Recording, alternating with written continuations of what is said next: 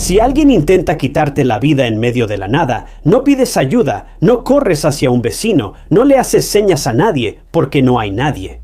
Y para cuando alguien se da cuenta de que desapareciste, ya es demasiado tarde. Los 5 casos ocurrieron en lugares donde no había nadie para detenerlo.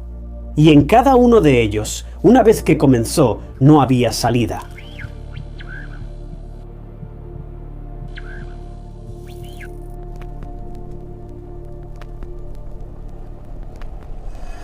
Manejar solo de noche en una carretera remota de Australia. Hay una regla que no debes romper: no te detienes por extraños.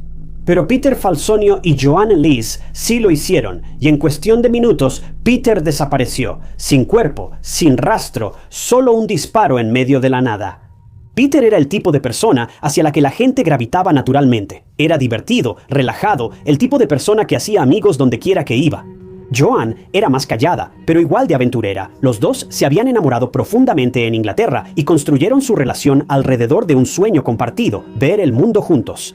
Para el año 2000, realmente lo estaban logrando, viajando con mochila por Asia, moviéndose de país en país sin problemas reales. Australia se suponía que sería la parte fácil.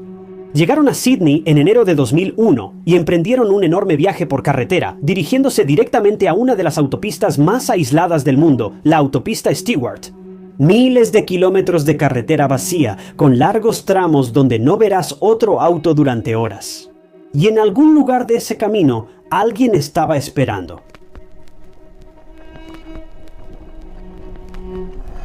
La autopista Stewart no solo es larga, también está vacía. Una vez que sales de las ciudades, el camino se extiende por cientos de millas, con casi nada a tu alrededor, sin pueblos, sin luces, a veces ni siquiera otro auto. Y si algo sale mal aquí, nadie vendrá. Hay paradas en el camino, pero son pocas, y algunas parecen detenidas en el tiempo. Edificios abandonados, moteles vacíos, lugares que solían estar llenos de gente, ahora solo están aquí, en medio de la nada. Incluso los pueblos más cercanos están a horas de distancia. Esta carretera recorre casi 1.700 millas, atravesando directamente el interior de Australia, desde Darwin hasta Port Augusta, cruzando algunas de las tierras más aisladas del mundo. La gente la recorre todos los días, pero aquí estás completamente solo. Así que Pedro y Juana llegaron a Sydney en junio y pasaron un tiempo allí, donde trabajaron en empleos ocasionales e incluso rentaron una camioneta camper Volkswagen T2 naranja para su viaje por carretera. Ahora, esta camioneta no estaba exactamente destartalada, pero sí tenía un par de problemas, como explosiones frecuentes en el motor. Que, si me preguntas, no es el tipo de vehículo ideal para hacer un viaje por carretera del norte al sur de Australia, especialmente en una autopista desolada con muy pocas estaciones de servicio. Pero Peter y Joanne no les importaba eso. De hecho, conocieron a varios otros mochileros en el camino y la estaban pasando increíble. Se detuvieron en algunas áreas de descanso, comieron algo, condujeron durante horas e incluso asistieron a muchos eventos en el camino también. Así que se podía decir que el viaje iba bien, pero eso no duraría mucho. Peter y Joanne se turnaron para conducir y estaban en camino hacia las Canicas del Diablo. También conocido como Carlo, este nombre aborigen literalmente se traduce como rocas redondas, y los turistas acuden a este lugar para presenciar magníficos bloques de granito que simplemente están equilibrados en el suelo. Este es un lugar que los turistas que viajan por el interior de Australia deben visitar. Pero Peter y Joanne no llegarían a ese lugar, porque en el camino algo les sucedería y todo el viaje quedaría marcado por el trauma.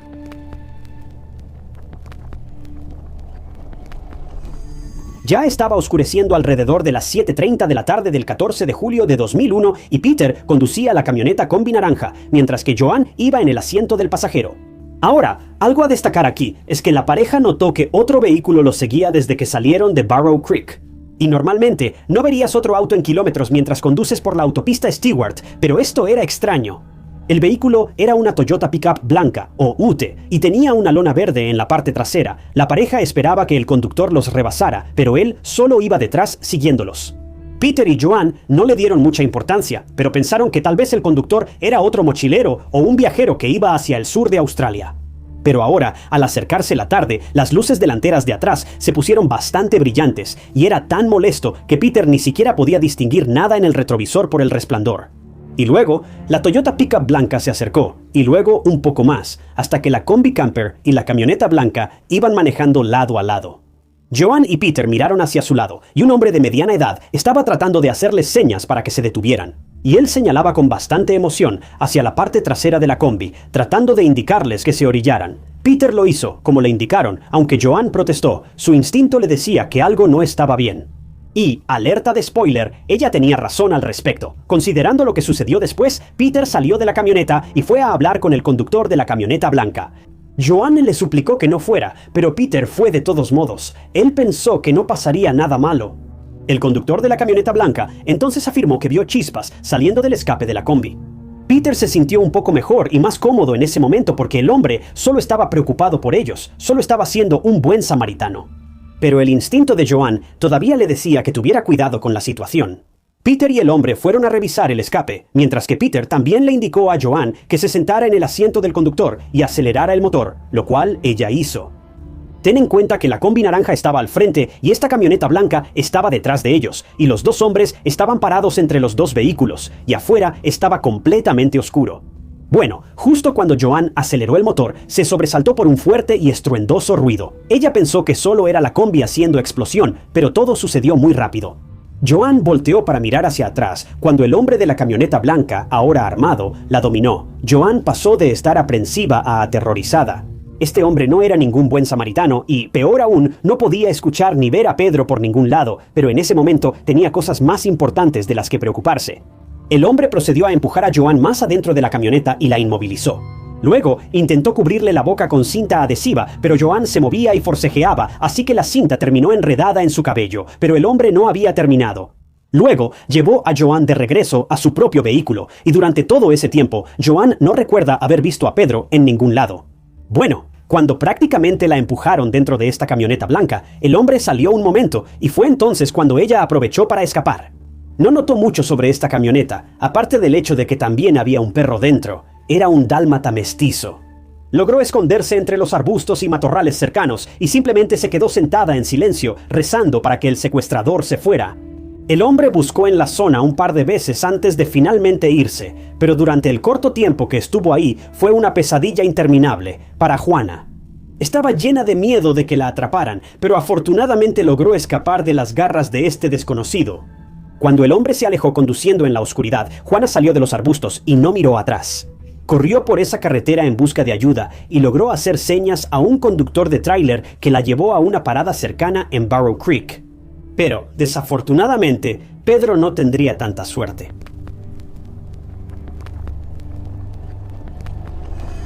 La policía de Alice Springs fue llamada alrededor de la 1:30 a.m. y les tomó casi 3 horas llegar hasta donde estaba Juana. Como todavía estaba oscuro, la policía decidió comenzar la búsqueda de Pedro, el secuestrador, y el camión blanco por la mañana a las 7 a.m. Cuando llegaron al área donde Juana y Pedro fueron emboscados por el desconocido en el camión blanco, la policía hizo un par de descubrimientos. Primero, descubrieron evidencia de un ataque, muy probablemente de Pedro, y luego, a 80 metros de ese lugar, encontraron la combi naranja. Parecía que había sido movida por el secuestrador. La policía también pidió ayuda a rastreadores aborígenes y buscaron en el área donde Juana se había escondido. No pudieron encontrar a Pedro, pero los oficiales tomaron muestras de la combi, así como de las ataduras de Juana, en busca de evidencia de ADN, y encontraron el mismo ADN no identificado tanto en las ataduras como en la palanca de cambios de la combi. La policía y todos quedaron sorprendidos. ¿Quién era este tipo? Y más importante aún, ¿dónde estaba Pedro? La evidencia encontrada al costado del camino no era alentadora. Pedro definitivamente fue atacado. Pero ¿dónde estaba ahora y seguía con vida? Bueno, todos esperaban que sí. La policía revisó las grabaciones de las cámaras de seguridad de las gasolineras cercanas y le pidieron a Juana que los ayudara a hacer un retrato hablado del hombre, lo cual hizo, pero Juana estaba muy alterada, le costaba recordar los detalles. Ella se confundía y para la policía no era confiable, además de sospechosa, al menos así lo veían ellos. Ahora, en la mayoría de los casos de crímenes reales, este comportamiento levantaría algunas señales de alerta, y naturalmente la persona más cercana a la víctima siempre es examinada con lupa. Pero Joan, bueno, los medios se volvieron en su contra tan rápido que a todos les dio vueltas la cabeza. La acusaron de ser poco confiable, de mentir, y su vida personal fue destrozada solo porque no podía recordar exactamente lo que había pasado. Quiero decir, entiendo que la policía intentaba obtener respuestas de ella, pero también fue acosada por los medios para que hablara sobre el crimen y si estuvo involucrada o no en lo que le pasó a Pedro. Por supuesto que estaría alterada. Cualquier persona que pasara por un evento traumático como este estaría así. Entonces, ¿realmente puedes culparla? Bueno, la policía logró encontrar a alguien que sí coincidía con ese retrato hablado. Las cámaras de seguridad mostraron a un hombre en Alice Springs saliendo de una gasolinera alrededor de las 2:40 am. Se enfocaron en el vehículo que conducía el secuestrador y elaboraron una lista de 36 hombres que poseían una camioneta Toyota blanca similar con una cubierta verde. Después de filtrar la lista, se toparon con un hombre llamado Bradley John Murdock. El hombre de 43 años fue llamado para una entrevista en Broome el 1 de noviembre de 2001 y cuando la policía lo vio y luego miró el retrato hablado, quedaron impactados por la similitud. Se veía exactamente como el hombre que Joanne había descrito, pero lo dejaron ir porque no había ninguna evidencia incriminatoria en su contra y por esto la policía ni siquiera tomó su muestra de ADN. Pero hablando de Joanne, ella también logró identificar a Bradley de una serie de fotografías que le dio la policía, así que en este punto el caso ya se estaba tomando en serio. Pero para ese entonces, Bradley estaba huyendo y no lo volverían a atrapar hasta agosto de 2002, casi 9 meses después de su primera entrevista con la policía por un cargo no relacionado. Pero finalmente se tomó su muestra de ADN, y cuando se comparó con las muestras encontradas en la palanca de cambios y las ataduras, así como en la camisa de Joanne, se descubrió que las muestras en la camisa y todo lo demás eran 150 cuatrillones de veces más probables de pertenecer a Bradley que a cualquier otra persona. Y eso no es una exageración. Eso es un hecho matemático. Así que, ¿alguien necesita más confirmación después de esto? Así que Bradley fue acusado del asesinato de Peter, a pesar de que aún no lo habían encontrado, y Bradley se declaró no culpable de los cargos. Él también era el mismo hombre que apareció en las imágenes de CCTV mencionadas anteriormente, y también tenía un perro mestizo dálmata, el mismo que Joanne vio en la camioneta. Bradley sostuvo hasta el final que no tenía nada que ver con la desaparición de Peter ni con el intento de secuestro de Joanne. La fiscalía, por otro lado, recalcó que Bradley siguió intencionalmente a Peter y Joanne desde Barrow Creek, y también afirmaron que él tenía un claro desprecio por los turistas. Bradley lucía tatuajes muy cuestionables y extremistas en su cuerpo. Él odiaba a cualquiera que no fuera australiano y tenía un largo historial de otros delitos graves en su pasado. Así que, al final, el jurado declaró culpable a Bradley Murdock del asesinato de Peter el 13 de diciembre de 2005 y también fue condenado por los cargos de agresión contra Joanne. Joanne estaba en el tribunal cuando Bradley fue llevado a juicio. Sé que le tomó mucho valor, energía mental y emocional para mantenerse tan fuerte y ver este juicio hasta el final, especialmente después de todo el desastre que vivió a manos de Bradley, así como de los medios sensacionalistas. Joanne, después de haber tenido mucho tiempo para ordenar sus pensamientos sin perder la cabeza, estuvo muy serena, profesional y fue de gran ayuda en el juicio. Esto era lo que ella necesitaba desde el principio, algo de tiempo y espacio lejos del asedio de los medios y la policía, para recuperar la compostura y realmente poder ser útil en la investigación del ataque y presunto asesinato de su novio. Al final, Bradley Murdock fue sentenciado a cadena perpetua con un mínimo de 28 años. Apeló sus condenas, una vez en 2006 y luego en 2007, pero ambas fueron desestimadas, al final. Bradley no dijo ni una palabra sobre lo que le hizo a Peter ni sobre dónde está escondido su cuerpo hasta el día de hoy. Trágicamente, dado el tiempo que ha pasado, que no se ha encontrado su cuerpo y que no hay señales de comunicación, se presume que Peter Falsognon está muerto. La búsqueda de Peter no solo fue extensa, sino también exhaustiva. La policía utilizó todos los recursos disponibles para rastrear el vasto interior, pero aún así nunca lo encontraron. Solo Bradley sabía dónde estaba él. Pero él no tenía ninguna prisa por revelar esa información, ni siquiera para darle a la familia de Peter algún fragmento de cierre. En paz.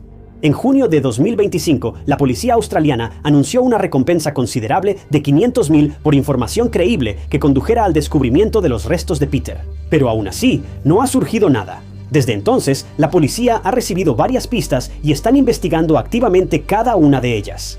24 años después de la inexplicable desaparición, Bradley eligió y apuntó intencionalmente a Peter y Joanne. Los había tenido en la mira desde el momento en que los vio.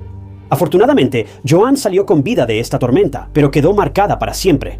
Pero Peter perdió la vida en ese lugar remoto, el mismo que quería explorar, ver y presenciar sus maravillas de manera tan repentina, misteriosa e inexplicable. Bradley Murdock finalmente falleció a la edad de 67 años, en junio de 2025, llevándose a la tumba todos sus secretos relacionados con Peter y su paradero. Y eso es simplemente devastador. Se suponía que solo estarían fuera unas pocas horas, pero cuando Shannon Christen no se presentó a trabajar y Chris Newsom dejó de contestar su teléfono, algo andaba mal, muy mal. Shannon estaba a solo un par de semanas de graduarse de la universidad. Amable, extrovertida, el tipo de persona que le cae bien a todos al instante, Chris era relajado, trabajador y alguien que había encontrado su camino y se mantenía en él. Los dos acababan de empezar a salir y todo se sentía fácil. Pasaban la mayor parte del tiempo juntos, jóvenes, felices, completamente absorbidos el uno por el otro, como suelen estar las parejas nuevas. No había ninguna razón para que alguno de los dos simplemente desapareciera. Sin advertencia, sin explicación, simplemente se fueron.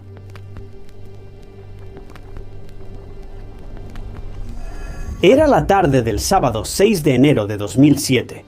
Chris y Shannon en realidad tenían planes. Una de las amigas de Shannon estaba organizando una fiesta de cumpleaños y la pareja también estaba invitada, pero Shannon y Chris decidieron no ir juntos. Así que Shannon se quedó en casa de su amiga, vio una película y esperó a que Chris fuera a recogerla después. Mientras tanto, Chris tenía algunas cosas que hacer ese día y en algún momento después de las 8 p.m., cuando la amiga de Shannon se fue, Chris llegó al departamento para recogerla. Fueron al estacionamiento del complejo de departamentos y después de eso, nada.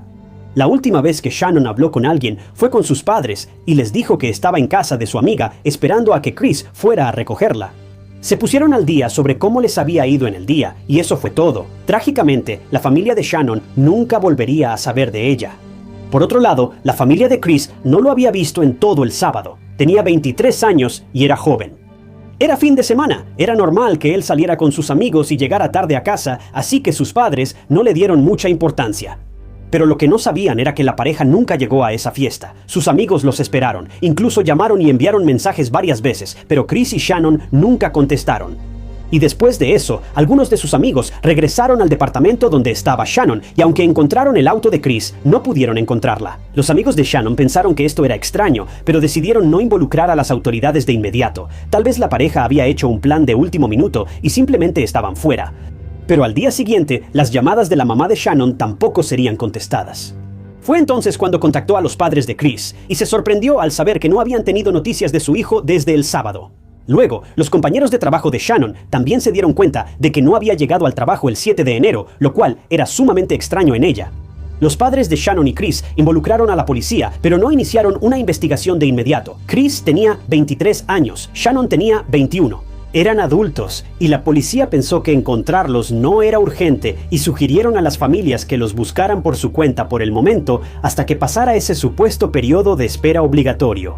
Sus padres quedaron preocupados y sin esperanza, pero recurrieron al proveedor de telefonía de Shannon y después de investigar un poco, su búsqueda los llevó a la calle Cherry.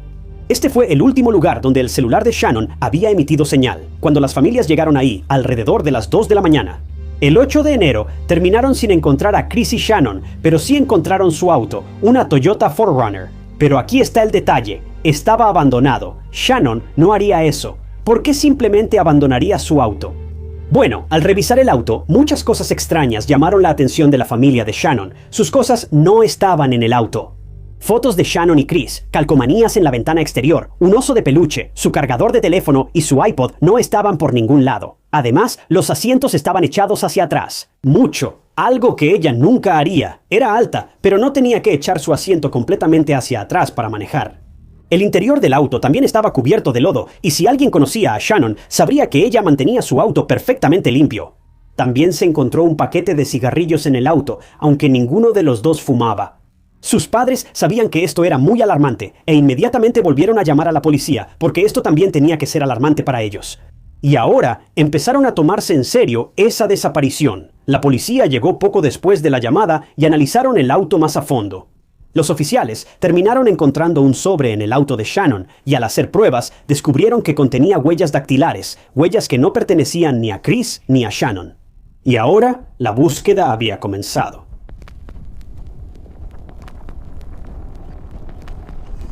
Cuando la policía envió estas huellas dactilares para obtener información, fueron llevados a una casa que estaba a solo 2 cuadras de donde se encontró el auto de Shannon. La dirección era 2316 Chipman Street. La casa pertenecía a un hombre llamado Lamaricus Davidson. La policía, Chris y los padres de Shannon no tenían idea de quién era este hombre, pero necesitaban revisar el lugar. ¿Por qué el sobre de este desconocido estaba en el auto de Shannon y dónde estaban ella y Chris ahora? La policía se dirigió a la casa y la encontraron vacía, sin señales de nadie en el lugar. Aún así, la policía entró y registró habitación por habitación. Llegaron a la cocina y algo les dijo a los oficiales que revisaran el bote de basura y cuando lo levantaron, encontraron el cuerpo de Shannon. Los oficiales quedaron atónitos, sin palabras. La policía también logró encontrar cosas en la casa que pertenecían tanto a Chris como a Shannon. La gorra de béisbol y la licencia de conducir de Chris fueron encontradas en la casa de este desconocido. El bolso, el teléfono, los zapatos, la ropa, el iPod de Shannon y las fotos del auto también fueron recuperados, aunque estaban rasgados y quemados. La búsqueda los llevó a un descubrimiento muy sombrío. Shannon ya no estaba desaparecida, fue encontrada sin vida en una casa al azar. Pero la policía tenía otra pregunta. ¿Dónde estaba Chris? Bueno, la cosa es que él ya había sido encontrado algún tiempo antes de que encontraran a Shannon, pero fue igual de terrible. Mira, un empleado de Norfolk Southern Railroad llamó a la policía alrededor de las 12:20 p.m. el 7 de enero para informarles sobre algo que había encontrado en las vías del tren. Era el cuerpo calcinado de una joven con heridas de arma de fuego. Este hombre más tarde sería identificado como Christopher Newsom Jr. Las familias fueron llamadas y se les dio esta noticia.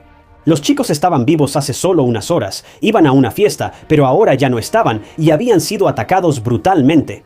Y según la policía, tampoco fue un final rápido. De más está decir que sus familias querían respuestas, querían saber quién les había hecho esto a sus hijos, quienes nunca provocaron a nadie. Bueno, los culpables ya estaban en la mira de la policía. Resulta que había más de un culpable, y uno de ellos era el dueño de la casa donde encontraron a Shannon.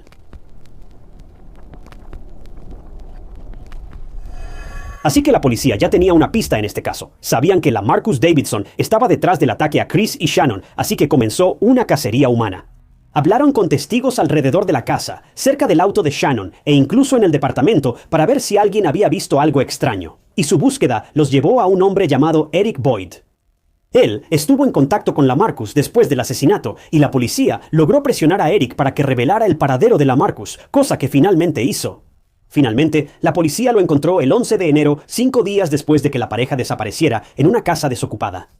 La policía encontró sus zapatos, los cuales llevaba puestos cuando cometió el crimen, así como el arma de fuego que utilizó para llevar a cabo los asesinatos, pero la búsqueda estaba lejos de terminar. Hasta ese momento, la policía solo tenía a 2 hombres bajo custodia. Todavía necesitaban encontrar a los otros 3 culpables. Y me escucharon bien, hubo 5 personas involucradas en este insensato doble asesinato de Chris y Shannon. Ahora, según las 5 versiones diferentes de los hechos dadas por la Maricus, la policía descubrió que 3 personas más, 2 hombres, George Thomas y Letalvis Cobbins, y una mujer, Vanessa Lynn Coleman, también estuvieron involucrados en el ataque. El mismo día del arresto de la Marquis, el 11 de enero, George, Vanessa y Letalvis fueron arrestados en Lebanon, Kentucky. La policía también confiscó una computadora en la que los 3 habían estado siguiendo la investigación del asesinato. También encontraron las pertenencias restantes de Shannon con el trío, incluyendo una bolsa de viaje, un monedero y una bolsa de cosméticos. La policía también descubrió antecedentes penales previos y numerosos de los 4 hombres involucrados en el ataque a Chris y Shannon. Los hombres claramente llevaban una vida delictiva y eran violentos. La policía interrogó a todos los involucrados. Querían saber cómo las cosas habían escalado de la manera en que lo hicieron. Ahora, no voy a aburrirte con todas las acusaciones que estas 5 personas hicieron, porque, sinceramente, eso tomaría una eternidad. Pero obviamente, como la mayoría de los ladrones y asesinos, simplemente empezaron a echarse la culpa unos a otros, inventando historias. A la policía le tomó horas llegar al fondo del asunto, pero lo importante es que los culpables estaban en el complejo de departamentos, ya sea para encontrarse con alguien o simplemente buscando a su próxima víctima. Realmente no lo sabemos. Y fue entonces cuando vieron a Shannon y Chris en el auto de Shannon. Ella estaba en el asiento del conductor y Chris en el asiento del pasajero. Bueno, algo hizo clic en sus mentes y fueron directo al auto de Shannon, sometieron a la pareja y los llevaron a la casa de la Maricus, donde el ataque se intensificó. Luego, Chris fue llevado afuera, a las vías del tren, donde fue atacado con un arma y tristemente perdió la vida. De vuelta en la casa, Shannon seguía viva y no sabía lo que le había pasado a su novio, pero eso no duraría mucho, como resultaría después. Tanto Chris como Shannon fueron aprovechados y abusados severamente antes de que Shannon fuera metida en el bote de basura y dejada ahí para que la policía la encontrara. Bueno, unos meses después, los juicios para los 5 responsables comenzaron en abril de 2008. Eric Boyd fue el primero en subir al estrado en el juicio. Fue sentenciado a 18 años de prisión, aunque él afirmó que no tuvo nada que ver con ninguno de los ataques. El siguiente juicio fue el de la Talvis Cobbins, y fue declarado culpable de asalto y asesinato en primer grado de Shannon, y se le dio una sentencia de cadena perpetua sin posibilidad de libertad condicional. El siguiente fue el juicio de Lamaricus, quien, según la fiscalía, fue el instigador de todo esto. Él sugirió el robo de auto. Él fue quien más escaló la situación, según la evidencia encontrada, y tuvo participación tanto en la muerte de Chris como en la de Shannon. Lamaricus finalmente fue condenado a muerte por inyección letal en octubre de 2008. Luego fue el turno del juicio de George Thomas, y fue condenado a cadena perpetua sin posibilidad de libertad condicional. Y finalmente, la mujer del grupo, Vanessa, fue llevada a juicio. Desafortunadamente, a ella se le concedió inmunidad por los cargos de robo de auto, así que solo fue juzgada por los cargos de asalto y asesinato. Su defensa argumentó que ella fue obligada a participar en los ataques contra Shannon y Chris porque temía por su propia seguridad y su vida, pero la fiscalía rápidamente rechazó estas afirmaciones. Cuando se leyó su entrada de diario en la corte, en su diario parecía muy emocionada por el ataque, como si fuera lo más emocionante que había hecho en su vida. Al final, Vanessa recibió una sentencia de 53 años de prisión por facilitar el asalto y el asesinato de Shannon. Pero hubo algo de drama legal relacionado con el juez que presidía el caso de Chris y Shannon. Y tuvo que renunciar porque, ¿puedes creerlo?, estaba comprando sustancias ilegales nada menos que a los propios prisioneros. Justo cuando crees que este caso no puede volverse más complicado, te demuestra que estás equivocado. Bueno, todos los casos manejados por este juez tuvieron que ser reabiertos, incluyendo los de Chris y Shannon. Lamaricus y la Talvis no fueron juzgados de nuevo, ya que sus casos eran bastante claros, pero George, Vanessa y Eric sí fueron juzgados de nuevo. Vanessa fue declarada culpable de nuevo, pero esta vez por cargos menores, así que su condena en prisión se redujo de 53 años a 35. George, sin embargo, fue declarado culpable y sentenciado a 2 cadenas perpetuas, junto con 25 años adicionales por el nuevo juicio de Eric. George fue un testigo estrella y testificó en contra de Eric, afirmando que él estaba tan involucrado en los asesinatos como todos los demás. Después de un nuevo examen de las pruebas, la fiscalía determinó que eso era cierto, y en 2019 Eric Boyd fue sentenciado a cadena perpetua con 90 años adicionales. Esta fue una lucha muy larga por la justicia, con mucho dolor, mucho sufrimiento para los padres y seres queridos de Chris y Shannon, pero lograron salir adelante. Mucha gente pensó que el ataque contra Chris y Shannon fue un crimen de odio, pero ¿eso importa? 2 personas jóvenes y muy carismáticas perdieron la vida a manos de estas personas, sin importar su raza o color. Y no sé tú, pero para mí eso ya es suficientemente grave.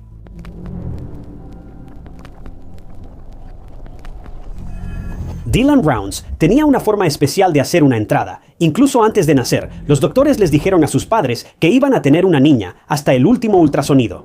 Así que cuando Dylan llegó, el cuarto ya estaba decorado, la ropa comprada y todos esperaban a alguien más. Pero en su lugar llegó Dylan. Y desde el principio se destacó. Era enérgico, le gustaba estar al aire libre, siempre estaba en movimiento. Sus padres lo recuerdan de niño, sentado junto a la ventana cada mañana después del desayuno, esperando a que su papá o su abuelo lo llevaran al rancho, porque eso era todo lo que él quería hacer. Mientras otros niños querían bicicletas o videojuegos, Dylan quería tractores, botas de trabajo, tierra abierta. Para cuando tenía 4 años, ya tenía una pequeña granja propia y se lo tomaba muy en serio. Regaba plantas, cultivaba girasoles, criaba animales, gatos, perros, gallinas, lo que pudiera conseguir. Esto no era una etapa, era quien él era. A medida que fue creciendo, esa pasión solo se hizo más fuerte. En la escuela, se inclinó por la agricultura y la mecánica. Trabajó en varios empleos en granjas cuando era adolescente y era bueno en eso. No era llamativo, no era presumido, simplemente era dedicado. Dylan tenía un solo objetivo, tener su propia granja, y persiguió ese objetivo sin descanso, largas horas, trabajo duro y ahorrando todo lo que podía. Hasta que finalmente, en 2019, con solo 17 años, él y su abuelo compraron 600 acres de tierra en Lucen, Utah. Era todo por lo que había estado trabajando. Su familia lo describió en 3 palabras: un soñador, un constructor, un visionario. Pero durante el fin de semana del Día de los Caídos, en 2022, ese sueño fue abandonado repentinamente y Dylan Rounds, de 19 años, desapareció.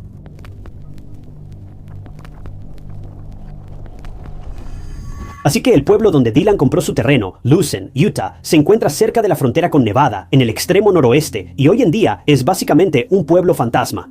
Lo que queda está esparcido por millas de tierra vacía, estructuras en ruinas, restos abandonados de lo que solía ser una pequeña comunidad ferroviaria en los años 1800. En aquel entonces, los trenes realmente dependían de los estanques de esta zona para obtener agua, lo que hacía que valiera la pena detenerse en Lucen. Pero una vez que esa necesidad desapareció, también lo hizo el pueblo. Para la década de 1930, la población ya había empezado a desaparecer y ahora casi no queda nada. Solo hay tierra abierta, vida silvestre y largos tramos donde no verás a otra persona en ningún lado, lo que significa que si algo te pasa aquí, estás completamente solo. Así que este era el lugar donde Dylan tenía su granja. Era desolado y apenas habitable, pero a Dylan le encantaba estar ahí. Pero en el Día de los Caídos de 2022, Dylan Rounds, de 19 años, fue reportado como desaparecido. La última vez que se supo de él fue el 28 de mayo y fue a través de una llamada telefónica a su abuela. Mira, Lucen es un lugar bastante seguro, y realmente no pasa nada malo aquí, pero seamos honestos, eso es porque aquí no pasa nada en absoluto. Literalmente no había nadie allá afuera, y estaba tan desierto como te puedas imaginar. Aún así, los padres y abuelos de Dylan lo llamaban con frecuencia.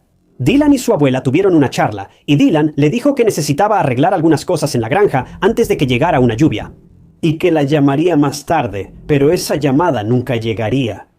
Su abuela siguió esperando la llamada de Dylan, pero él nunca le devolvió la llamada. Pasaron horas y todavía no había noticias de Dylan. Finalmente, su abuela intentó llamarlo, pero él no contestaba el teléfono, lo cual fue muy extraño desde el principio. Aún así, la familia de Dylan decidió esperar hasta el domingo, y cuando él todavía no se comunicó con ellos, su familia fue a su granja. Y efectivamente, era como si Dylan también hubiera abandonado el lugar. Lo buscaron por todas partes, pero él ya no estaba, y esto sí que era realmente extraño ahora. Claro, él no tenía problema en tomarse un tiempo libre para reunirse con amigos o irse de viaje, pero esto era algo extraño. No le había dicho a ningún miembro de su familia que iba a ir a algún lado, así que ¿dónde estaba? Bueno, fue entonces cuando se presentó un reporte de persona desaparecida, y la policía llegó a la granja al anochecer para hablar con quien pudieran encontrar. La policía logró encontrarse con dos lugareños en la granja, dos hombres llamados Don y James, y decidieron hablar con ellos sobre Dylan y si tenían alguna idea de dónde podría estar. Bueno, Don y James conocían la zona, y uno de ellos también conocía a Dylan y a su abuelo. James, en realidad, estaba a cargo de vigilar las cosas en la granja cuando Dylan no estaba. Lo que hizo que la policía se enfocara en la granja no solo fue porque Dylan fue visto por última vez aquí, sino también porque su teléfono había emitido su última señal desde este mismo lugar. Así que Dylan estaba en la granja antes de quedarse en silencio y finalmente desaparecer. La policía y la familia de Dylan obviamente sospechaban de James y Don. Ellos eran las únicas dos personas aquí, además de Dylan. Podrían haber estado allí en el momento de la desaparición de Dylan, y hasta donde la policía y cualquier otra persona sabía, fueron las últimas personas que vieron a Dylan. Así que, naturalmente, la policía quería indagar para obtener más información.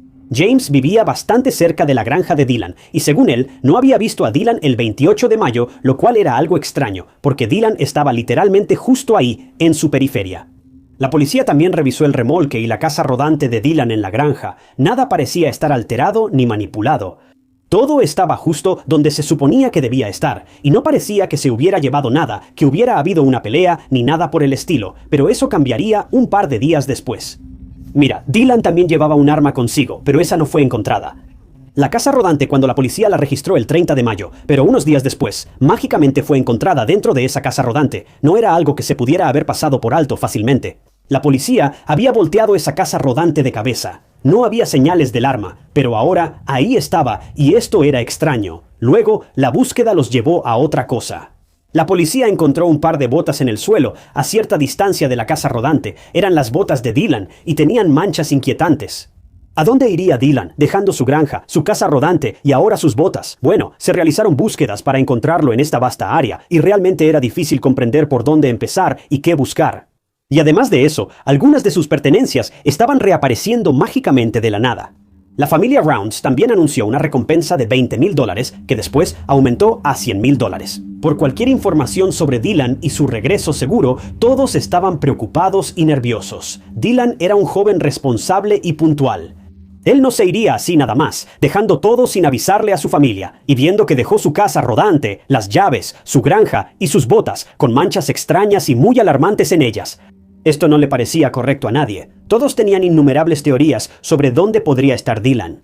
Algunas personas reportaron avistamientos falsos en la zona y toda la situación era frustrante, por decirlo menos. El tiempo se estaba acabando y estoy seguro de que, ya sabes. Pero en los casos de personas desaparecidas, el tiempo es esencial, incluso las horas y los minutos cuentan. Y una vez que pasa mucho tiempo, bueno, digamos que a menudo las cosas se descarrilan.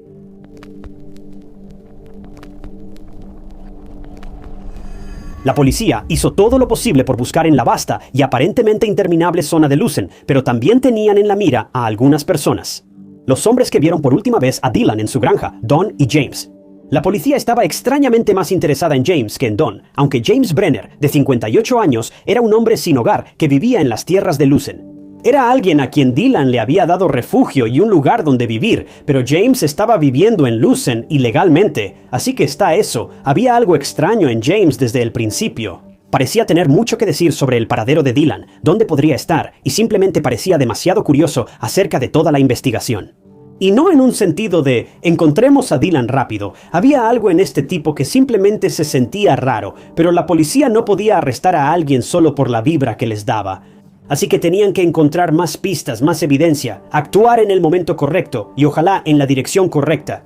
Para resumir la historia, la policía fue guiada hacia un hombre llamado Chase Benstra.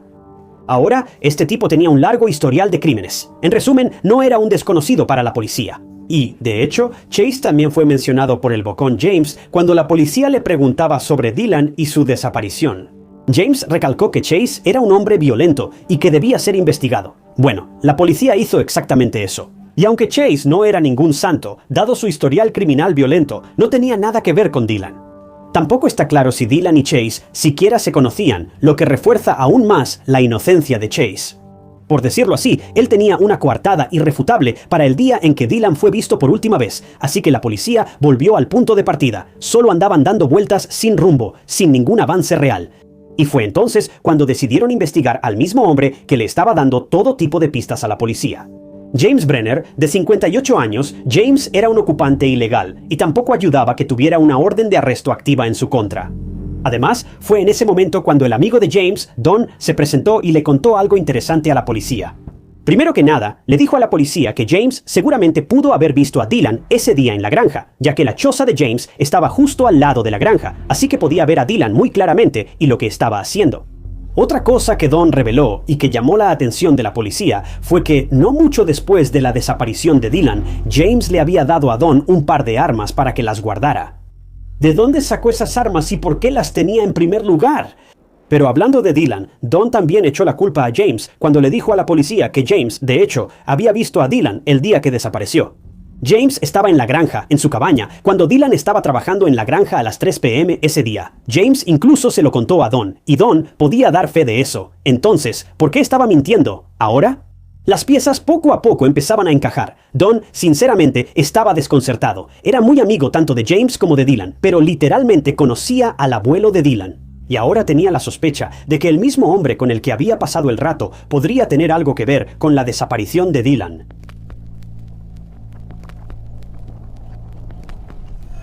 La investigación sobre la desaparición de Dylan estaba llegando lentamente a la meta y el 10 de junio de 2022, James Brenner fue arrestado por la posesión ilegal de armas de fuego. Así que esto no fue un arresto directo en el caso de Dylan, pero al menos estaba avanzando en algo. La policía también realizó una búsqueda en un estanque cercano, que, si pueden deducir por la historia de Lucy, hay muchos de esos en ese pueblo. Y este estanque era una atracción turística, y en este momento no estaba rodeado de turistas, sino de oficiales de policía. No sé cómo la policía llegó hasta aquí, pero iban en la dirección correcta, porque de ese mismo estanque se encontró un teléfono desechado y era el teléfono de Dylan. Esta era la pieza que faltaba en la investigación, pero la policía aún no lo sabía. Querían revisar su teléfono para averiguar con quién había estado hablando y quién fue la última persona con la que habló o llamó. Y finalmente, ¿por qué estaba su teléfono aquí? Bueno, aunque la policía no encontró nada útil en los contactos ni en los mensajes, sí encontraron pruebas muy incriminatorias en la galería del teléfono. Era un video en cámara rápida, y estaba claro que no lo había tomado Dylan. Este era un video de nada más y nada menos que James Brenner. Lo inquietante era la forma en que se veía. James llevaba ropa manchada con manchas rojas. Estoy seguro de que no tengo que explicarte para que sepas de qué se trata. Pero también estaba sosteniendo un arma con una expresión muy amenazante en el rostro. El video mostraba a James limpiando el arma en su mano. Y cuando la policía revisó los datos del video, se dieron cuenta de que fue grabado el mismo día en que Dylan fue visto por última vez, aproximadamente 30 minutos después de esa llamada con su abuela. Lo cual es desgarrador si lo piensas ahora. Nadie sabe cómo se grabó este video. Obviamente, no parecía que lo hubiera grabado Dylan. Estoy seguro de que ni siquiera James sabía que estos videos estaban siendo grabados, pero tal vez la cámara del teléfono se quedó encendida y simplemente empezó a grabar todo el incidente.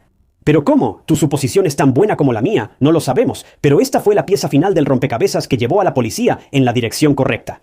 El tipo que estuvo en la mira de ellos todo el tiempo les estaba mintiendo a los oficiales, en su cara. James Brenner no tenía por qué tener videos perturbadores en la galería de fotos del teléfono de Dylan, especialmente porque estaba limpiando un arma de fuego y tenía manchas sospechosas en su ropa. Definitivamente tuvo algo que ver con la desaparición de Dylan. Bueno, después de este descubrimiento, la policía también logró conseguir la ropa de James y las fotos. Y cuando las analizaron, encontraron el ADN de Dylan en ellas, lo cual nunca es una buena señal. Mientras tanto, James estaba bajo custodia y también habló de más frente a su compañero de celda, confesando el asesinato. El compañero de celda fue directo con la policía y contó todo. Finalmente, James Brenner fue acusado del asesinato de Dylan Rounds en marzo de 2023, aunque su cuerpo ni siquiera había sido encontrado todavía. Además, también fue acusado de homicidio criminal y abuso o profanación del cuerpo de una persona. En relación con la desaparición de Dylan, a James se le ofreció un acuerdo para declararse culpable de asesinato en segundo grado, a cambio de revelar la ubicación donde desechó el cuerpo de Dylan, y aceptó ese trato. 2 años después de la desaparición de Dylan, de 19 años, James finalmente dio la ubicación de su cuerpo. Y el 9 de abril de 2024, el cuerpo de Dylan fue encontrado en una zona remota del oeste del condado de Box Elder, en Lucen. ¿Y recuerdas esa bota que se encontró cerca del remolque de Dylan? Bueno, se analizaron las manchas y se encontró ADN tanto de Dylan como de James en las botas. Y el video también formó parte de esa evidencia incriminatoria contra James. Bueno, finalmente, el 1 de julio de 2024, James Brenner, quien ahora tenía 61 años, fue sentenciado a 15 años de prisión por el asesinato de Dylan en el primer tribunal de distrito en Brigham City. También fue sentenciado por el resto de los cargos no relacionados en su contra. Y en total, James pasará hasta 30 años tras las rejas. Lo que no sabemos hasta el día de hoy es por qué James le quitó la vida a Dylan. Él era uno de los vecinos de Dylan. Dylan ayudó a James permitiéndole quedarse en su propiedad a cambio de que le ayudara con la granja. ¿Por qué James traicionó a Dylan de esa manera? No sabemos qué sucedió ese día fatídico. ¿Fue alguna discusión insignificante? ¿Fue el lado violento de James que salió a flote? ¿O fue algo planeado y metódico? Aunque James ahora está tras las rejas y está siendo castigado por lo que le hizo a Dylan, nadie en la familia de Dylan sabrá jamás qué fue lo que ocurrió que llevó a su fallecimiento. Honestamente, no sé si es mejor para ellos no saber lo que su hijo soportó, o si todavía quieren saberlo. Solo sabemos que James era una persona violenta. Para empezar, su historial se remonta hasta los años 80, pero probablemente nunca sabremos qué pasó en ese día fatídico que dejó a la familia Rounds de luto para siempre.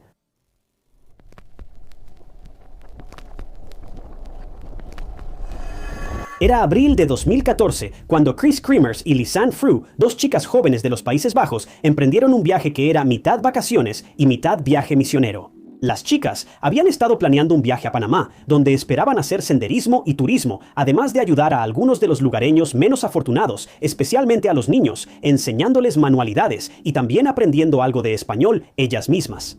Las chicas salieron a una caminata escénica el 1 de abril, pero menos de un día después, ambas desaparecerían mientras caminaban por la selva de Panamá. Algo les sucedió a las 2 chicas que aún no se ha entendido completamente. Meses después de que las víctimas desaparecieron, los investigadores encontraron varias piezas clave de evidencia que los dejaron desconcertados, a medida que comenzaron a llegar más pistas e información. Los detectives encontraron una cámara que pertenecía a las 2 víctimas y las fotos que encontraron en la cámara son inquietantes, por decirlo menos. Chris Kremers y Lisanne Frew son las últimas personas que esperarías que se vieran envueltas en una desaparición en un parque nacional. La mayoría de nosotros probablemente hemos escuchado las diversas historias de desaparecidos 411 que se han compartido en los últimos años, pero Chris y Lisanne no encajaban en el perfil de excursionistas que normalmente desaparecerían. Después de todo, las chicas habían estado planeando este viaje por más de 6 meses, teniendo cada uno de sus movimientos planeados al detalle. Pero de alguna manera, la tragedia ocurrió, y los investigadores todavía están trabajando para entender qué pasó. Chris y Lisanne habían estado quedándose con la familia anfitriona en los días previos a la primera etapa importante de su viaje. Los dos salieron de la casa de su familia anfitriona el 1 de abril de 2014 para sacar a pasear al perro de la familia cerca de algunos de los bosques pintorescos de la zona, pasando por el volcán Barú en Boquete, Panamá. Mientras caminaban, las dos víctimas venían de Amersfoort, Países Bajos, así que un viaje a Panamá era algo completamente diferente a todo lo que habían hecho en sus vidas y lo habían estado esperando durante muchos meses. En este punto, las chicas ya llevaban unas 2 semanas en Panamá, pero esta era la primera expedición importante en la que participarían por su cuenta. Cuando regresaran de esta caminata, se esperaba que permanecieran en Panamá otras 4 semanas antes de regresar a casa. Durante las próximas semanas, su plan era comenzar a ser voluntarias en una escuela local y enseñar a varios niños de la escuela cosas como arte y manualidades. Desafortunadamente, su viaje no salió como lo habían planeado. Salieron de la casa de su familia anfitriona alrededor de las 11 de la mañana, el 1 de abril, y las chicas nunca volverían a ser vistas. Chris y Lisanne habían hablado sobre su viaje y su próxima caminata en Facebook. En una de sus publicaciones, las chicas mencionaron que planeaban ir a un pueblo local para hacer un recorrido por el lugar. Por esa época, las chicas pasaron por un restaurante local para desayunar y mientras estaban allí, conocieron a 2 holandeses. Antes de salir a su caminata, las chicas estaban especialmente emocionadas de haber conocido a estos 2 hombres. Siendo ellas mismas de habla holandesa, mientras que todos los demás en la zona solo hablaban español, al menos en su mayoría. No hace falta decir que las chicas estaban felices de tener a alguien con quien hablar en su lengua materna. Realmente no hubo más actualizaciones de las chicas después de esta publicación en Facebook. Habían planeado pasar el resto de la tarde haciendo senderismo, planeando regresar con su familia anfitriona más tarde esa noche. No parece que la familia anfitriona estuviera muy preocupada por la seguridad de las chicas. Con razón asumieron que todo estaría bien. El camino que las chicas planeaban tomar era conocido por ser relativamente seguro, y realmente nunca había pasado nada malo aquí antes. Digo, después de todo, la familia anfitriona dejó que las chicas se llevaran al perro de la familia con ellas. Parece seguro asumir que si la familia hubiera tenido algún temor sobre el viaje de las chicas, no habrían permitido que el perro fuera. Pero cuando el sol de la tarde empezó a desvanecerse y la noche se acercaba, no había señales del regreso de las chicas. Poco después, el perro de la familia regresó solo a casa y la familia anfitriona asumió que las chicas vendrían detrás, pero no fue así. Poco después, la familia se dio cuenta de que algo no estaba bien. No había rastro de las chicas por ningún lado. La familia buscó en los alrededores de su casa, pero no encontraron ni la más mínima pista. Decidieron esperar hasta la mañana antes de llamar a la policía, con la esperanza de que las chicas aparecieran durante la noche, pero nunca lo hicieron. Fue hasta el 2 de abril que se dio la alarma sobre la repentina desaparición de las chicas. Tanto Chris como Lisanne tenían programado un tour privado en una finca de café local en Boquete, pero nunca se presentaron a su cita. La familia anfitriona sabía en ese momento que ya era suficiente y era hora de llamar a los investigadores para traer a las chicas de regreso a casa. No sería sino hasta la mañana siguiente, el 3 de abril, cuando los detectives utilizaron todos sus recursos y comenzaron una búsqueda exhaustiva de las chicas desaparecidas. Se trajo un helicóptero de la policía y se realizó una búsqueda aérea, pero los investigadores no encontraron casi nada. Muchos habitantes locales trabajaron juntos y se ofrecieron como voluntarios para buscar en áreas boscosas menos densas cercanas, así como en la aldea local, pero aún no había señales de las chicas. No fue sino hasta el 6 de abril que las autoridades y la familia de las chicas realmente empezaron a entrar en pánico. La policía sabía que las chicas salieron de casa ese día con un poco de comida y agua, pero ciertamente no lo suficiente como para sobrevivir los 5 días que llevaban desaparecidas. Temiendo lo peor, las familias de Chris y Lisanne decidieron volar a Panamá ellos mismos para ayudar en la búsqueda de sus hijas desaparecidas. Llevando a un detective holandés con ellos para ayudar en la investigación, las familias, así como innumerables investigadores, policías, perros y voluntarios, buscaron en los bosques cercanos durante un total de 10 días. Eventualmente, esos días se convirtieron en semanas y las semanas se convirtieron en meses. Se realizó una búsqueda casi todos los días durante un total de 10 semanas, pero no hubo ninguna señal de Chris o Lisanne. Literalmente nada, ni una sola pizca de evidencia. En realidad, parecía como si las chicas nunca hubieran entrado al bosque ese día. Pero entonces llegó un avance.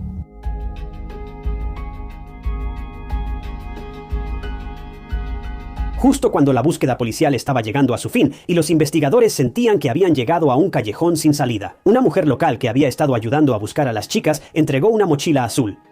Los investigadores revisaron la bolsa. Descubrieron que contenía 2 pares de lentes de sol, $83 en efectivo, el pasaporte de Lisanne, una botella de agua y 2 sostenes. Pero lo más importante es que la policía también encontró una cámara dentro de la bolsa, así como los teléfonos celulares de ambas chicas. La policía se interesó primero en los celulares.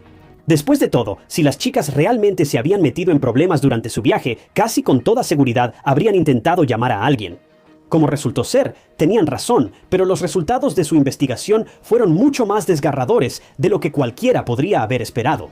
Al revisar los registros de llamadas de los teléfonos de las chicas, descubrieron que ellas habían hecho al menos 77 intentos de llamar a la policía. Pero no tenían señal aquí en la naturaleza, así que sus llamadas nunca llegaron a los rescatistas. Se cree que solo una llamada logró conectarse. Pero esta llamada duró menos de 2 segundos antes de que el teléfono perdiera la señal de nuevo y la llamada se cortara. Usando estos registros de llamadas, la policía pudo obtener una imagen más clara de lo que pudo haber sucedido el día que las chicas salieron de excursión. Según los registros, las chicas hicieron su primera llamada de emergencia solo unas horas después de salir de la casa de la familia anfitriona.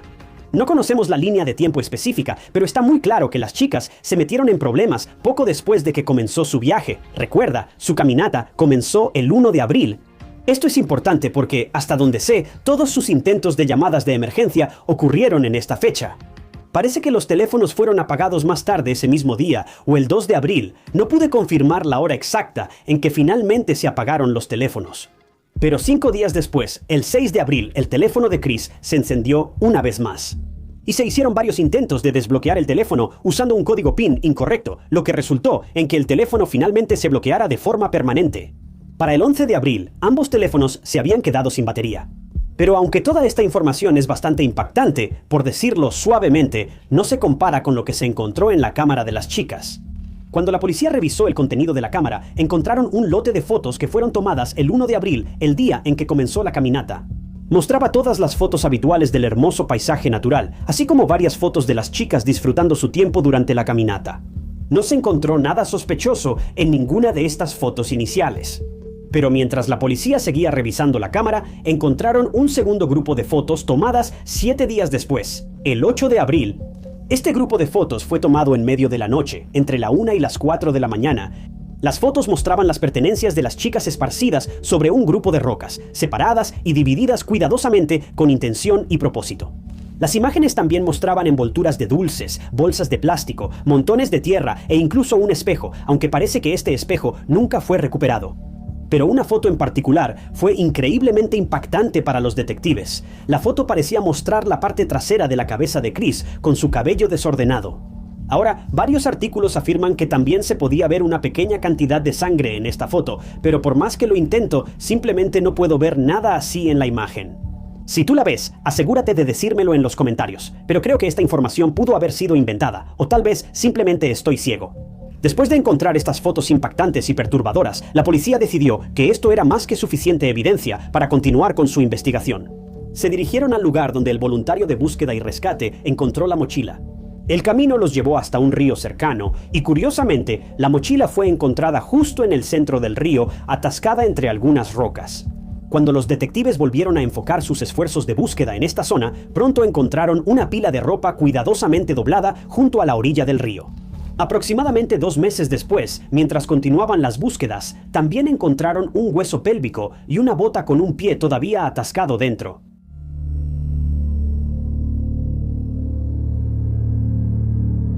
Ahora, esta es la parte de la historia que encuentro particularmente fascinante. Según los investigadores, se sabe que este río se inunda con bastante frecuencia. De hecho, el río ha sido apodado el Triturador debido a sus frecuentes inundaciones y la tremenda dificultad para cruzarlo. Un investigador admitió que encontrar la mochila y el hueso pélvico no fue más que un golpe de suerte. Afirmaron que, en cuestión de horas, estos 2 objetos habrían sido arrastrados río abajo durante una inundación normal y nunca se habrían vuelto a ver. Ahora, nunca he escuchado a nadie más mencionar esto en ninguno de los artículos que he leído. Así que tengo que hacer la pregunta, si este río se inunda con frecuencia y todos los objetos encontrados en él se hallaron puramente por suerte, entonces, ¿por qué había una pila de ropa de Chris doblada cuidadosamente junto al río? Después de todo, si las inundaciones son un problema tan serio, ¿no deberían estas prendas haberse llevado por la corriente en los días o semanas que las chicas llevaban desaparecidas? Para mí, esto sugiere que, por algún milagro increíble, las chicas pudieron haber sobrevivido ahí afuera mucho más tiempo de lo que cualquiera esperaba. Cruzando el río dentro de unas horas, o incluso un día más o menos, después de que la policía encontrara la ropa, o al menos, tal vez alguien más había encontrado la ropa y la colocó junto al río. Más recientemente, sugiriendo que podrían estar, de alguna manera, involucrados en la desaparición de las chicas. Ahora, hay varias teorías en línea sobre la posibilidad de que las chicas hayan sido seguidas al bosque ese día y hayan encontrado un final trágico. Pero seré el primero en admitir que esta teoría suena un poco descabellada, pero en realidad, ¿de qué otra manera habrían terminado ahí las ropas, dobladas cuidadosamente en una pila? A medida que pasaba el tiempo, se encontraron más y más huesos a lo largo de las orillas del lecho del río. Al final, los oficiales encontraron un total de 33 huesos esparcidos alrededor del río. Después de un análisis cuidadoso de los huesos, descubrieron que pertenecían tanto a Chris como a Lisanne, lo que demuestra que ambos finalmente perdieron la vida en el bosque. En este punto, creo que es bastante seguro asumir eso. La mayoría de nosotros empezamos a creer que las chicas simplemente se perdieron en el bosque ese día, y tal vez eventualmente resbalaron y cayeron o sucumbieron ante los elementos. Esta teoría es lo suficientemente fácil de aceptar como verdadera. Pero tienes que recordar algunas de las extrañas pruebas que se encontraron en los teléfonos y la cámara de las chicas. Si recuerdas, se sabía que las chicas viajaban solo con suficiente comida y agua para pasar la tarde cómodamente. Después de todo, era una caminata bastante sencilla en la que estaban participando y esperaban estar en casa para la cena. Hasta donde sabemos, las chicas salieron ese día para su caminata equipadas con nada más que un par de barras de dulce y un par de botellas de agua. Esto ocurrió el 1 de abril. Entonces, si esto es cierto, y lo es, ¿qué pasa con las fotos que se tomaron en la cámara de las chicas el 8 de abril entre la 1 y las 4 de la mañana? Las chicas ya no podían tener comida ni agua para este punto, así que, ¿cómo lograron sobrevivir en la naturaleza durante 7 días con sustento limitado? Ahora, se podría suponer que tal vez estuvieron bebiendo agua del río donde se encontraron sus huesos, pero eso aún no explica las fotos extrañas. Una teoría que he visto compartida en línea es que las chicas tal vez simplemente estaban tomando las fotos para poder ver mejor. En la oscuridad, el flash de la cámara les habría ayudado a iluminar su camino para que pudieran seguir avanzando por el bosque. Pero si esto es cierto, ¿por qué tomar la foto mencionada de todas sus pertenencias cuidadosamente esparcidas sobre esa gran roca? No sé tú, pero incluso en la oscuridad, creo que sería bastante fácil sentir la diferencia entre un envoltorio de dulce y una botella de agua. No habrían necesitado el flash para iluminar su camino. Esto ha llevado a algunas personas a creer que la evidencia que se encontró de las chicas fue manipulada, y que alguien descubrió la escena de su fallecimiento mucho antes que la policía, posiblemente la persona que cometió el crimen. Pero si me preguntas a mí, simplemente no hay suficiente evidencia aquí para convencerme de que realmente ocurrió un crimen. Un detalle realmente interesante que la mayoría de los artículos y videos pasan por alto es que el hueso pélvico de Chris estaba fracturado cuando los investigadores lo encontraron. No tienen manera de saber si esto ocurrió antes o después de que Chris perdiera la vida. Pero tengo una teoría que podría ayudar a explicar todo el caso, así que déjame saber en los comentarios si estás de acuerdo. Mi teoría es que las chicas salieron ese día muy mal equipadas para enfrentar los elementos en la desafortunada posibilidad de que se perdieran, lo cual obviamente sucedió. Es posible que en algún momento durante el recorrido Chris resbalara y se cayera. Varias personas que conocen la zona revelaron que hay algunas rocas muy grandes en los alrededores, algunas que son más grandes que casas. Estas rocas habrían sido bastante fáciles de resbalarse y caerse, especialmente después de que oscurece, cuando ni siquiera puedes ver tu propia mano frente a tu cara. De hecho, una de las últimas fotos que las chicas tomaron con su cámara muestra el borde de un acantilado que encajaría con esta descripción. Considerando que los restos de ambas chicas fueron encontrados cerca o dentro del río, esta caída probablemente habría ocurrido cerca del río mencionado anteriormente. Si asumimos que esto es lo que sucedió y que ocurrió de noche, probablemente Chris habría caído una distancia desconocida sobre las rocas del río abajo, lo que resultó en la fractura de cadera. Con Chris ahora herida, Lisanne pudo haber estado usando el flash de la cámara para intentar encontrar el camino hacia Chris cuando llegó a su lado. Puede que hayan usado el flash de la cámara para determinar la gravedad de las heridas de Chris e incluso para tratar de saber si Chris seguía con vida en ese momento. Pero en realidad, no tenemos razones para creer que lo estaba. Lisanne también pudo haber usado la cámara para ver el contenido de su bolsa e intentar determinar si tenían algo con ellos que pudiera ayudar a salvar la vida de Chris o incluso para tratar cualquier posible herida. Mi sincera suposición aquí sería que Chris, de hecho, perdió la vida durante esa caída. La razón por la que digo esto es porque 5 días después se intentó acceder al teléfono de Chris tantas veces con el código incorrecto que el teléfono se bloqueó permanentemente. Quienquiera que estuviera intentando usar el teléfono claramente no sabía la contraseña de Chris, y Lisanne encajaría en esta descripción. Es posible que Lisanne se haya alejado más río abajo con la esperanza de encontrar ayuda. Incluso pudo haberse dado cuenta de que había encontrado algo de señal en el teléfono de Chris, así que intentó usar el teléfono para hacer una llamada, pero nunca pudo desbloquearlo. Eventualmente, ella también sucumbió ante los elementos. Pero ojo, todo esto es solo una teoría, basada en la evidencia que la policía ha encontrado. He escuchado a algunas otras personas opinar sobre lo que creen que pudo o no haber pasado. Así que pensé en aportar mi granito de arena al caso, aunque trato de no dar mis opiniones en casos como este. Al final, la desaparición de Chris Kremers y Lisanne Froon sigue técnicamente sin resolverse y bajo investigación, pero la policía no ha dado más actualizaciones desde enero de 2015. Hay muchas personas que creen firmemente que las chicas fueron víctimas de un crimen, y definitivamente es una posibilidad. Así que dime en los comentarios cuál versión de los hechos crees tú. Hay un equipo de investigadores privados y autores que todavía están investigando activamente este caso. De hecho, viajaron a Panamá en junio de 2023 para intentar recopilar más pruebas, pero al final se quedaron sin tiempo antes de encontrar algo realmente significativo. Planean regresar al bosque el próximo año con la esperanza de buscar en una represa que se encuentra al final del río donde Chris y Lisanne desaparecieron. Ellos creen que, sea lo que sea que les haya pasado a las chicas, las respuestas se encontrarán en los filtros de esa represa. Mi sincera esperanza es que, sin importar cómo las chicas perdieron la vida, su sufrimiento no haya sido demasiado grande y que sus familias hayan podido sanar. En el tiempo que ha pasado desde su desaparición, es tan desgarrador saber eso. Estas chicas solo querían emprender un viaje único en la vida para explorar las selvas de Panamá y ayudar a los menos afortunados. Pero trágicamente, ese viaje único en la vida resultó ser el último para ellas.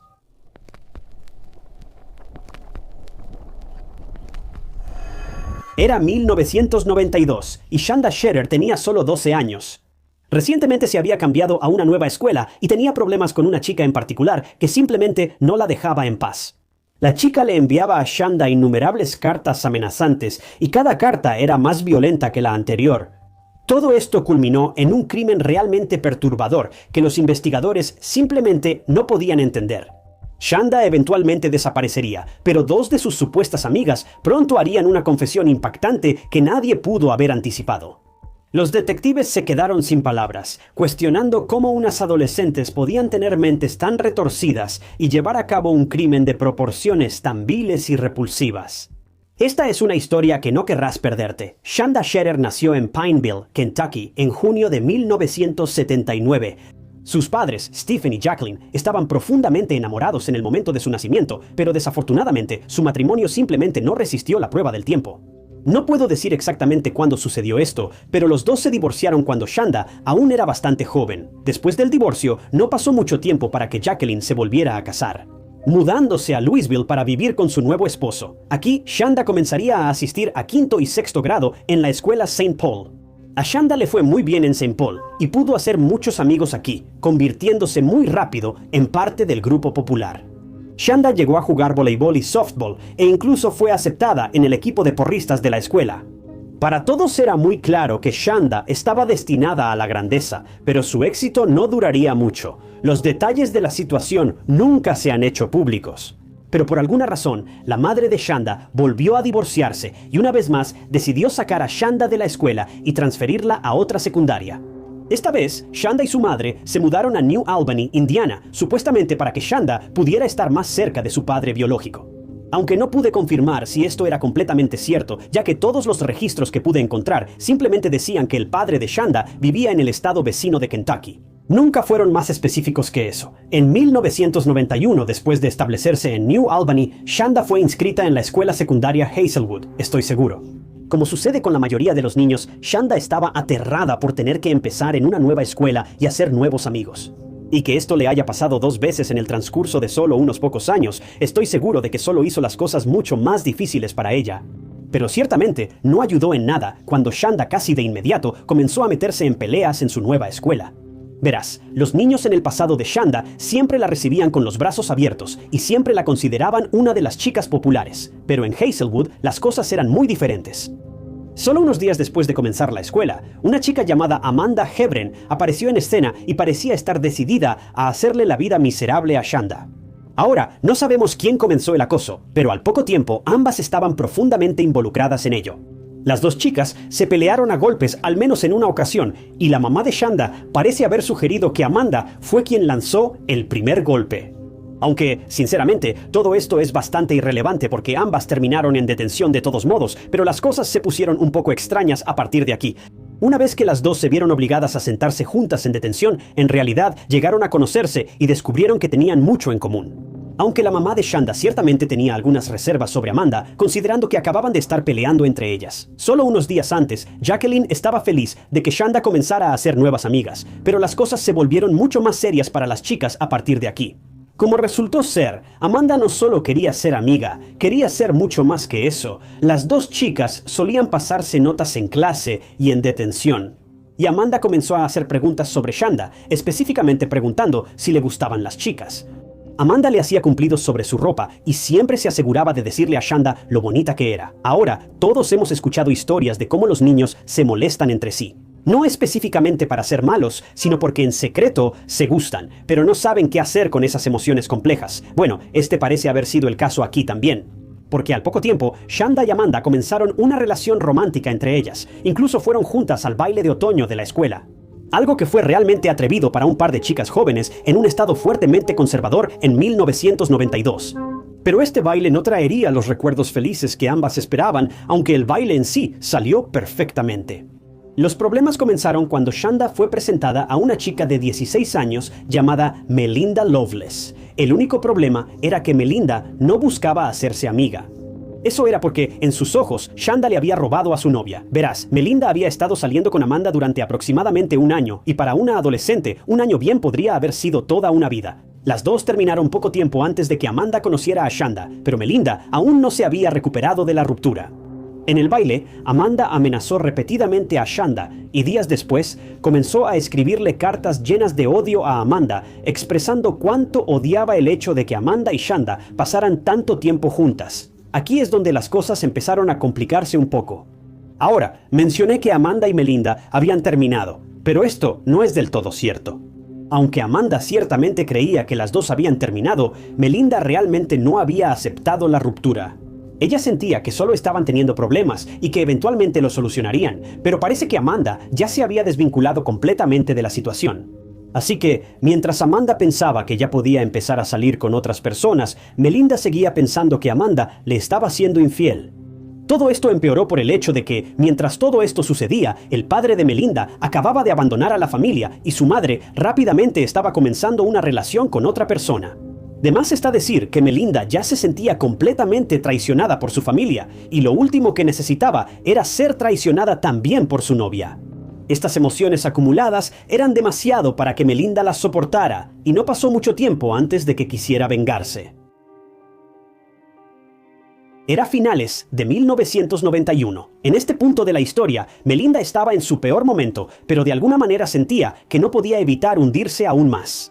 Según informes de Midwest Crime Files, Melinda y todas sus hermanas mayores decidieron contarle la verdad a su madre alrededor de esta época. Aparentemente, aunque Melinda ya se había declarado en la escuela hacía mucho tiempo, su madre no tenía ni idea. Pero tan pronto como Melinda se declaró, todos sus hermanos se unieron para apoyarla y también expresar sus propias preferencias de relación. La madre de Melinda quedó impactada, por decirlo menos. De hecho, algunos informes afirman que estaba completamente furiosa, pero con el tiempo llegó a aceptar las decisiones de sus hijos. Para noviembre de ese año, la madre de Shanda comenzó a tener la misma comprensión que la madre de Melinda.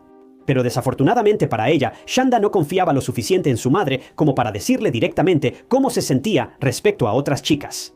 En cambio, Shanda y Amanda mantuvieron su relación en secreto, fingiendo ser simplemente amigas cuando estaban con la familia de Shanda. Pero un día, la madre de Shanda encontró una serie de notas escritas a mano que se compartían entre Shanda y Amanda, y lo que descubrió la dejó completamente impactada. Aunque no sabemos el contenido específico de estas notas, la madre de Shanda dice que eran muy claras. Revelaban que las dos eran mucho más que amigas, y ciertos detalles sugerían que habían tenido una relación física entre ellas. La madre de Shanda inmediatamente le prohibió juntarse con Amanda. Pero, como suele pasar con la mayoría de los adolescentes, esto no detuvo a Shanda de hacer lo que quería hacer. Todo lo que provocó fue que ella fuera más secreta al respecto. Según la madre de Shanda, su problema no era que Shanda estuviera interesada en otras chicas, su problema era la diferencia de edad entre las dos. Amanda tenía 14 años en ese momento y Shanda apenas tenía 12. Aunque 2 años no es realmente una gran diferencia en el panorama general, tienes que recordar que, para los niños más jóvenes, incluso una diferencia de 6 meses puede hacer una gran diferencia, en términos de tu madurez, tu capacidad mental y tus habilidades para tomar decisiones. En palabras de su propia madre, Shanda todavía era una niña y sentía que la estaban presionando para hacer cosas con las que no se sentía cómoda. Ahora, puede que haya tenido razón sobre esto, o puede que haya estado completamente equivocada, simplemente no lo sabemos. Pero todo eso era irrelevante porque las cosas estaban a punto de volverse mucho más oscuras. Habían comenzado a circular rumores de que Melinda estaba realmente furiosa con Amanda por aparentemente salirse de la relación, pero no parece que estuviera específicamente enojada con Amanda. En cambio, estaba enojada con Shanda. Estos rumores sugerían que Melinda no iba a quedarse de brazos cruzados y ver cómo sucedía todo esto. Ella iba a hacer algo al respecto. Para el otoño de 1991, Melinda había comenzado a hablar públicamente sobre sus planes de acabar con la vida de Shanda. Melinda comenzó a entregar cada vez más cartas amenazantes tanto a Amanda como a Shanda, y Amanda se preocupó tanto que empezó a entregar las cartas a un fiscal de menores local. Pero el problema era que el fiscal no tomó la amenaza en serio. De hecho, en opinión de Amanda, el fiscal nunca dio seguimiento a las cartas en absoluto. Ahora, obviamente no sabemos si esto es 100% exacto, pero según las pruebas, no hay nada que lo sugiera. No se llevó a cabo ningún tipo de investigación durante este tiempo, y las cosas estaban a punto de ponerse muy serias, muy rápido. Era el 10 de enero de 1992, una noche que Melinda había estado esperando durante mucho tiempo. Melinda había hablado con 3 de sus amigas, Lori Tackett, Hope Rippey y Tani Lawrence, y les pidió que fueran a su casa esa tarde. Una vez que las 3 llegaron, Melinda les reveló que había ideado un plan para alejar a Shanda de Amanda de una vez por todas. Luego les mostró un cuchillo. Melinda explicó que iba a usar el cuchillo para asustar a Shanda y hacer que terminara con Amanda. Les dijo a sus amigas que creía que Shanda no era más que una imitadora que le había robado a su novia. Las chicas habían averiguado que Shanda se estaba quedando con su padre los fines de semana y que el padre de Shanda vivía en Jeffersonville. En este punto, parece que Lori debía tener o haber prestado un auto y todas las chicas se dirigieron a la casa del padre de Shanda. Una vez que llegaron, idearon un plan. 2 de las chicas tocaron la puerta principal de la casa y dijeron ser amigas de Amanda, diciendo que iban de camino a encontrarse con Amanda, pero que Amanda les había pedido que pasaran por Shanda para recogerla en el camino. Le insistieron a Shanda que subiera al auto para que pudieran reunirse en una casa vieja y abandonada cerca de ahí, conocida localmente como el Castillo de la Bruja. Shanda quería ir con las chicas, pero sabía que sus padres no se lo permitirían. Todavía era bastante temprano en ese momento, pero Shanda les aseguró que podría escaparse si regresaban alrededor de la medianoche. Melinda estaba increíblemente enojada por esto, pero de todos modos se fueron y asistieron a un concierto local. Mientras esperaban, las chicas comenzaron a conducir de regreso a la casa de Shanda alrededor de las 12:30 am. Y recuerda, en este punto, todas las chicas creían que Melinda simplemente quería asustar a Shanda para que terminara con Amanda. Pero las cosas comenzaron a volverse cada vez más retorcidas a medida que avanzaba el viaje, y no pasó mucho tiempo antes de que Melinda hablara y dijera que no podía esperar para matar a Shanda. Naturalmente, este cambio de planes sorprendió a las chicas. Pero si tuviera que adivinar, diría que probablemente las chicas no pensaron que Melinda realmente hablaba en serio, pero no tenían idea de lo equivocadas que estaban. Cuando las chicas finalmente llegaron a la casa, Tawny se negó a obligar a Shanda a subir al auto, aparentemente cambiando de opinión después de enterarse de hasta dónde estaba dispuesta a llegar Melinda, pero eso es solo una suposición. De cualquier manera, 2 de las otras chicas fueron a hablar con Shanda mientras Melinda se agachó en el asiento trasero y se escondió bajo una manta, aferrándose a un cuchillo que había traído con ella. Shanda estaba un poco reacia a irse con las chicas. No sé si presentía que algo andaba mal o si simplemente creía que se metería en problemas, pero de cualquier manera, las chicas la convencieron de irse. Y solo unos minutos después, Shanda se subió al auto con ellas. Mientras el grupo conducía por la carretera hacia el Castillo de la Bruja, Melinda saltó de debajo de la manta y puso el cuchillo en el cuello de Shanda. Comenzó a interrogarla sobre los detalles de su relación con Amanda, y Melinda solo se enojaba más y más a medida que pasaba el tiempo. Pronto llegaron al Castillo de la Bruja, y Shanda fue obligada a bajar del auto, atada y llevada al edificio. Una vez dentro, Melinda y sus amigas le robaron las joyas a Shanda, incluyendo su reloj favorito de Mickey Mouse. Melinda habló sobre lo bonito que era el cabello de Shanda. Luego preguntó cómo se vería si se lo cortara todo mientras pasaba el cuchillo por su cabello. Una de las chicas sacó una camisa del auto y la llevó al llamado castillo, prendiéndole fuego solo un momento después. ¿Por qué la chica hizo esto? No tengo idea, pero el humo que salía de la camisa era tan abrumador que las chicas temieron que alguien que pasara por ahí pudiera notarlo. Así que recogieron a Shanda, la metieron en el auto y condujeron más adelante por la carretera, eventualmente hacia Madison, cerca de donde vivía Lori. Lori dirigió a las chicas hacia un camino maderero abandonado que estaba rodeado de bosque y árboles. Las chicas condujeron profundamente por el camino y cuando llegaron a un lugar adecuado, sacaron a Shanda del auto. Luego, obligaron a Shanda a quitarse toda la ropa. E inmediatamente después, Melinda comenzó a atacarla, golpeándola con los puños, dándole patadas y arrodillándola repetidamente en la cara. Dos de las chicas se quedaron dentro del auto porque estaban aterrorizadas por lo que estaba a punto de suceder. Pero no pasó mucho tiempo antes de que Melinda obligara a las chicas a ayudar a sujetar a Shanda mientras ella terminaba el trabajo. Luego, sacó el cuchillo que había traído con ella y atacó a Shanda de nuevo. Después usó una cuerda que encontró para asegurarse de que el acto estuviera terminado. Una vez que esta noche de terror aparentemente terminó, las chicas metieron a Shanda de nuevo en la cajuela del auto y condujeron hasta la casa de Lori para limpiarse y tomar unas bebidas para tranquilizarse. Mientras estaban dentro de la casa, empezaron a escuchar a Shanda gritar desde la cajuela del auto. Lori inmediatamente entró en acción, agarró un cuchillo para pelar y rápidamente se dirigió de nuevo a la cajuela del auto. Luego regresó a la casa, volvió a limpiarse y después Lori y Melinda se subieron de nuevo al auto y comenzaron a recorrer las calles rurales locales. En ese momento eran alrededor de las 2:30 am. Poco después, escucharon a Shanda llamando desde la cajuela una vez más. Esta vez se detuvieron y tomaron una llave de cruz, creyendo Lori que finalmente había terminado el trabajo en ese momento. Cuando Melinda y Lori regresaron a casa temprano a la mañana siguiente, las dos chicas todavía estaban en la casa de Lori, esperándolas para que regresaran. Cuando preguntaron qué le había pasado a Shanda, Lori comenzó a reírse y describió el crimen con extremo detalle, agregando que Shanda todavía estaba en la cajuela del auto. Más tarde esa mañana, las chicas fueron a una gasolinera local y llenaron el auto de gasolina. Una de las chicas entró y tomó una Pepsi de 2 litros, vació la Pepsi y llenó la botella vacía con gasolina. Luego, las chicas condujeron hasta Lyman Road, al norte de Madison, y sacaron a Shanda del auto nuevamente. La colocaron justo al lado de un camino de grava, le echaron la gasolina encima y prendieron fuego. Un forense revelaría más tarde que, a pesar de lo que las chicas creían, Shanda todavía estaba viva en ese momento. Todas las chicas regresaron a casa después de detenerse en un McDonald's local y desayunar en el camino. Melinda se reunió con Amanda más tarde ese día y confesó con orgullo lo que le había hecho a Shanda. Amanda obviamente no le creyó al principio.